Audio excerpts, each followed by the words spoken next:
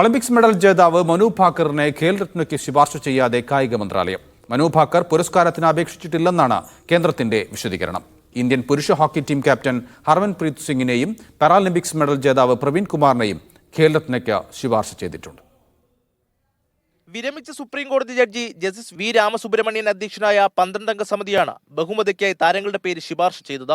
Indian പുരുഷ hockey team captain Harmanpreet സിംഗിനെയും Paralympics medal ജേതാവ് പ്രവീൺ കുമാറിനെയും ഖേൽ രത്നയ്ക്ക് ശുപാർശ ചെയ്തിട്ടുണ്ട്. എന്നാൽ പുരസ്കാരത്തിന് അപേക്ഷിച്ചിട്ടില്ലെന്ന് കാട്ടിയാണ് ഒളിമ്പിക്സ് മെഡൽ ജേതാവ് മനു ഭാക്കറിന്റെ പേര് സമിതി ഒഴിവാക്കിയത്.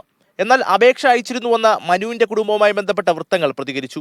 പാരീസ് ഒളിമ്പിക്സിൽ ഷൂട്ടിംഗിൽ 2 വെങ്കല മെഡലുമായി ചരിത്രം കുറിച്ച താരമാണ് മനു ഭാക്കർ. ഒളിമ്പിക് ഷൂട്ടിംഗിൽ മെഡൽ നേടുന്ന 5ാമത്തെ ഇന്ത്യൻ താരവും ആദ്യ വനിതയുമാണ് മനു. അവാർഡിന് അപേക്ഷ അയച്ചില്ലെങ്കിൽ പോലും ഇരട്ട മെഡൽ നേടിയ താരത്തെ പരിഗണിക്കേണ്ടതായിരുന്നുവെന്ന അഭിപ്രായങ്ങളും ഉയരുന്നുണ്ട്. ഖേൽ രത്നയ്ക്ക് പുറമെ 30 കായിക താരങ്ങളെ അർജുന അവാർഡിനും സമിതി ശുപാർശ ചെയ്തു. മീഡിയ 1, ഡൽഹി.